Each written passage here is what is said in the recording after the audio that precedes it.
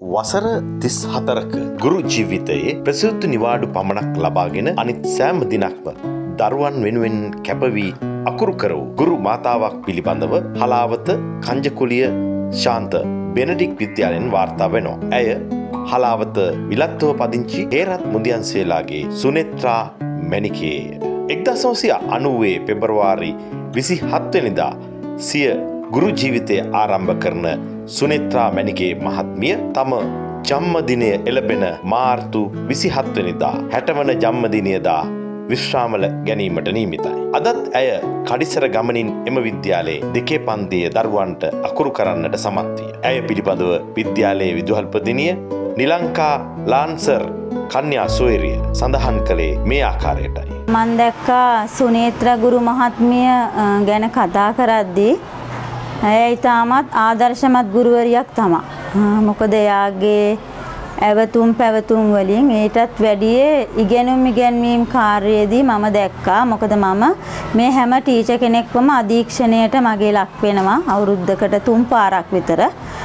ඒ අතරින් මම දැක්කා හොඳම ගුරුවරියක්, සාර්ථක ගුරුවරියක්. එහෙම කියන්න හේතුව පාඩමක් කරද්දී මම දැක්කා පාඩම පුරාවටම ඉගෙනුම් ක්‍රම ශිල්ප නිර්මාණශීලීව ගොඩාක් යොදා ගන්නවා. මට කොයි වෙලාවකවත් හිතෙන්නේ පාඩමෙන් S2 එහාට ගන්න. මොකද කුතුහලයක්මයි තියෙන්නේ ඊළඟ මොහොත මොකද්ද කියලා. නමුත් මේකේ විශේෂත්වය තමයි ඇය උගන්වන්නේ ප්‍රාථමික අංශයේ දෙකේ පන්තියට. දෙකේ පන්තියේ ළමයිව විනාඩි ගාණක් තියාගෙන උගන්වනවා කියන්නේ ඒක ඉතාමත් අපහසු කාර්යයක්. අපි දන්නවා ගෙදර අම්මා කෙනෙක්ට 1යි 2යි 3යි. ওই 3 දෙනා බලාගන්න කොච්චර අපහසුද.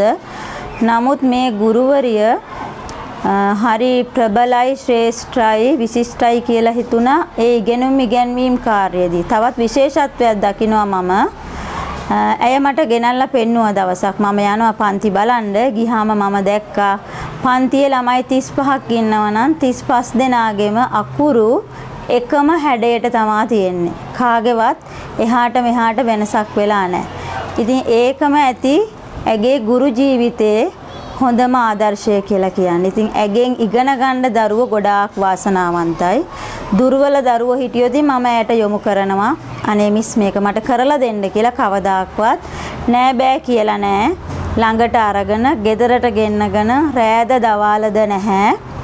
ඒ කාර්යය හරියටම කරා. ඒක ලොකු පිනක්. ඒක හැමෝටම කරන්න බෑ. නමුත් ඇය බොහෝම ආසාවෙන් තමයි ඒ කාර්යය කරේ. වසර 34ක ගුරු සේවාවේ ප්‍රසිද්ධ නිවාඩු පමණක් ලබාගෙන වෙනත් කිසිදු නිවාඩුවක් නොලබා රාජකාරිය සතුටින් සිදු කළ විශ්‍රාම දිවියට සූදානම්ෙන් සිටින සුනෙත්‍රා මැණිකේ මහත්මිය සිය හඬ අවදි කළේ මේ ආකාරයටයි. මම හේරත් මුදියන්සේලාගේ සුනෙත්‍රා හේරත් මැණිකේ. මම 1965 3/24 වෙනිදා උපත ලැබුවේ 1990යි 2/1 පළමු පත්වීම අරගෙන පුංචිලත්ව රජයේ විදුහලට පත්වීම ලබාගෙන ගියේ. ඊට පස්සේ එතන 1996යි 2/1 වෙනකන් ඉඳලා එතනින් දුෂ්කර සේවය කිරීම සඳහා අති දුෂ්කර පාසලක් වන සිප්පිගලන් රජයේ කන්ටු විදුහලට ගියා. ඒ ඉඳලා එතන අවුරුදු 8ක් සේවය කරලා ආයේ කංජුකුලියේ ශාන්ත බෙනඩික් විදුහලට සේවය කරන්න පැමිණියා. ඒ ඉන්නකොට එතනින් මාස 6ක් වැඩ කරද්දී සේවා අවශ්‍යතාව මත කියලා නැවත දෙමව්පියෝ සිප්පිකලානේ කාර්යාලයට ගිහිල්ලා මාව නැවත වතාවක් සිප්පිකලානේ ඉස්කෝලේට ගත්තා. ඊට පස්සේ එතන අවුරුදු 13ක් යනකම් සේවය කරලා දුෂ්කර සේවය ඉවර කරලා රදගුරු විද්‍යාලයට සේවය කරන්න ගියා. එතන අවුරුදු 7ක් සේවය කරනකොට මම නැවත වරක් ඉල්ලලා කංජුකුලි ඉස්කෝලේට ආවා. ඒ එන්න ලෑස්ති කරලා තියෙනකොට නැවතත් දෙමව්පියෝ ගිහිල්ලා රදගුරු විද්‍යාලයට ආය හදාගෙන අවුරුදු 12ක් සේවය කරන්න සිද්ධ වුණා මට. ඊගා වතාවේ මම ඔෆිස් කාර්යාලයට නොදන්නවා. එතන රාජකාරී මට්ටමින් කරගෙන මහත්ය මාරු මණ්ඩලයේ ඉන්නවා. එයා හරහා මාරු මණ්ඩලයෙන් ලියුම අරගෙන අතේ අරගෙන රදගුරු විද්‍යාලයේ විදුහල්පතිට ගිහිල්ලා දීලා කංජුකුලි ඉස්කෝලේට මං කැමැත්තෙන් ඉල්ලලා ආවේ. මොකද ඒ වෙලාවේ කියද්දිත් කිව්වා ඔයා තමයි ඉල්ලලා යන එකම ගුරුවරයා කියලා. මං ඇත්තටම සිස්ටර්ත් එක්ක වැඩ කරන්න, හරි සිස්ටර්ලා එක්ක වැඩ කරන්න ආසාවෙන් ආවේ. හරිම කැමැත්තෙන් සතුටින් ආවේ. මම එනකොට සිස්ටර් ඉඳලා කිව්වා මම ඔයා එනකන් බලාගෙන හිටියේ කියලා මාව වැළඳගෙන පිළිගත්තේ. ඇත්තටම මම අද වෙනකොනුත් ඉතාම සතුටින් මේ පාසලේ සේවය කරන්නේ. මට හුඟ දෙනෙක් කියන්නේ ඉතින් ඔයා ඇයි මෙහෙම නිවාඩු නොගන්න හේතුව කියලා.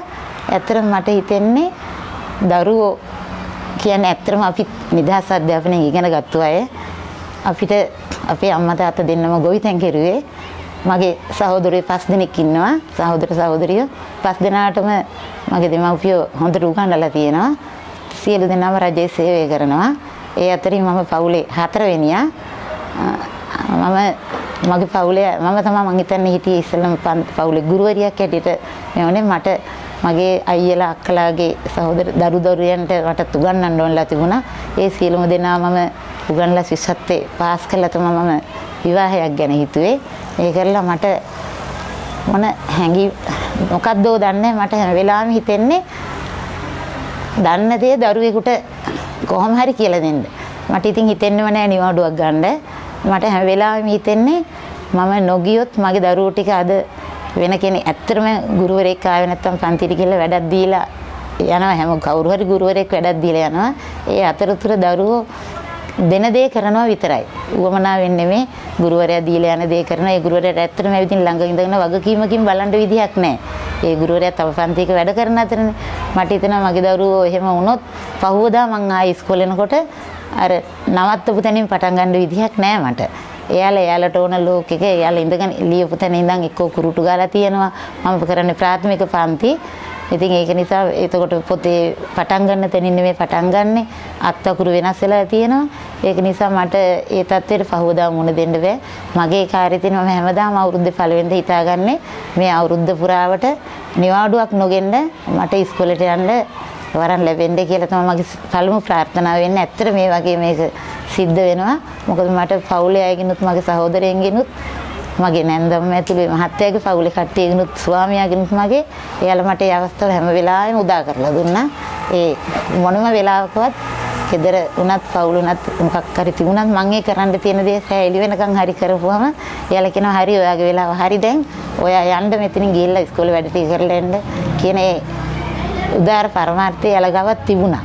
මම නිවාඩු ගැන එදා ඉඳන්ම හිතුවේ නෑ. ගන්න ඕන වෙයි කියන පැතුම මංගාව තිබුණේ නෑ. නමුත්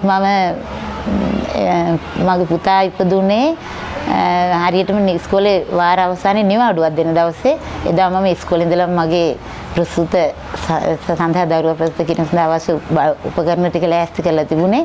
දුෂ්කර සේවය කරන පාසලක ඉඳලා පාරට ඇවිල්ලා මගේ බෑග් එකක් අතරන් ගෙහෙම්ම හොස්පිටල් එකට ගිහිල්ලා පුතා එදා ලැබුණා මාර්තු 31 පළවෙනිද ඉඳන් නිවාඩුවක් තිබුණා. ඒ නිවාඩුව ඉවරනකොටම ප්‍රසූත නිවාඩු මට ගන්න සිද්ධ වුණා. එතනින් ප්‍රසූත නිවාඩු ගත්තා.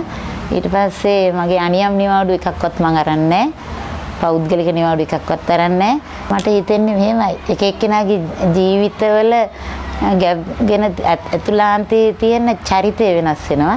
ඇත්තටම නිවාඩු අවශ්‍යයි හැමෝටම. මටත් තියෙන ගොඩාක් ප්‍රශ්න. මොකද මගේ මහත්තයාට ගොඩාක් අසනීප තත්ත්වෙන් හිටියේ. එයාගේ තියෙන අසනීප තත්ත්වයත් එක්ක ඇවිදින්න බැරුව අවුරුදු 12ක් ඉන්නවා. අදටත් ඒ උනට ජීවත් වෙනවා. මම ඒ සියලු දේ මගේ අතින් කරන්නේ. එයා රෝහල් ගත කරනවා. සල්ලි තිබිලා නෙමෙයි ප්‍රයිවට් ඒ වගේ නවතින්නේ. ඒ සල්ලි තිබිලා නෙමෙයි මගේ අතින් සියල්ල කරලා මම මේ කාලේ රාජකාරී කරන කියන වෙලාව තුල පාසල සුදුල හැඳිනවා. ඒ ගිහිල්ලා මට ඉතුරු ටික කරනවා. මම ඉතින් මට නිවාඩු ගන්නවා නම් මුළු ජීවිත කාලෙම ඒ වෙනුවෙන් නිවාඩු ගන්න වෙනවා. ඉතින් එක දවසක් අරගෙන සෑහීමකටපත් වෙන්න බෑ මට. ඉතින් අපි හැමෝම හිතුවේ ඒ දවස් කොහොම හරි කරගෙන කිසි කෙනෙකුට ගැටලුවක් නොවන විදිහට දරුවන්ටවත් පවුලේ ප්‍රශ්න එක්කවත් ගැටලුවක් නොවෙන්න මං හිතන්නේ අපි එක දවසක් අරගෙන පුරුදු දුනොත් ඊගා දවසෙත් ගන්න සිද්ධ වෙනවා. ඉතින් එක එක්කෙනා සිතන සිතුවිලි වෙනස්. ඉතින් නිවාඩු ඕන තමයි ජීවිතේට. මං හිතන්නේ මං ගුරුවරියක් හැටියට මට වාරයට නිවාඩු අපිට ලැබෙනවා. ඒ කාලය තුල මං සියල්ල කරගන්නවා. කරගෙන තමයි ලොකු අභියෝගයක් මැද්දේ තමයි මම ඒවට මුහුණ දුන්නේ. නිවාඩු ගැන මම හිතුවේම නැහැ. ඒ කියන්නේ ගන්නවා කියන චේතනාවක් මගේ තිබුණේ නැහැ. ඒකට තව මුහුණ දීලා නැහැ. ඉතින් මුහුණ දුන්නා මොන තත්ත්වයක් උදා වෙයිද දන්නේ. හැබැයි මම ගෙදරට ගොඩාක් කැමතියි. ඉස්කෝලේට වගේම ගොඩාක් කැමතියි ගෙදරට. මට එතනත් ලොකු වගකීමක් තියෙනවා. මහත්තයාගේ ලොකු වැඩ කොටසක් තියෙනවා. ඒවත් කරන්න මම ලොකු කැපකිරීමක් කරන්න තවත් කැප කරනවා. ඇත්තටම මම පාන් ගොඩාක් රැ නිදින අඩුයි සාමාන්‍යයෙන්. එයාගේ වැඩ ගොඩාක් කරන්නේ මගේ කාලය තුල. මම හිතනවා ඉතින් වගකීමක් එතනත් ලොකු වගකීමක් තියෙන නිසා මහත්තයාගේ වැඩ කරන්න මට ගෙදර හොඳ තෝතැන්නක් වෙයි කියලා මං හිතනවා. ඉස්කෝලෙන් ඕනේ නෑ ඉස්කෝලේ එපා කියනවා නෙමෙයි. මං ඉස්කෝලෙන්ට කැමති. ඒ වුණාට මම විශ්‍රාම අරගෙනත් ඒ අවස්ථාව මම ගන්නවා කියන්නේ මම වගේ තව කෙනෙක් රැකියාවකට තියෙන අවස්ථාවක් මම නැති කරනවදෝ කියන එක මට හිතෙනවා. මම දැන් මේ ළමයින්ගේ දරුවෝ මේ අනාථ වීර්යය දැන් ඔබතුමිය කරන අපු ළමයින්ට දැන් මේ කාල සීමාවෙදී ඊට පස්සේ ගුරුවරියක් නැතු වෙන්න පුළුවන්. ඒ වුණොත් එහෙම හිතෙන්නේ නැද්ද? හිතෙයිද කියන ප්‍රශ්නේ මොනවද? ඇත්තටම එහෙම හිතෙනවා. මගේ දරුවෝ ටික අනාථයි කියන්නේ. ඇත්තටම මෙහෙම වෙනවා එන ගුරුවරයාට ළමයි අඳුනගෙන යන්න බෑ. මොකද දැන් මම අවුරුද්දයි මාස 3ක් විතර කරපු පන්තියන්නේ තියෙන දෙකේ ඉතුරු ටික ගැන ලොකු කලකිරීමක් තියෙනවා.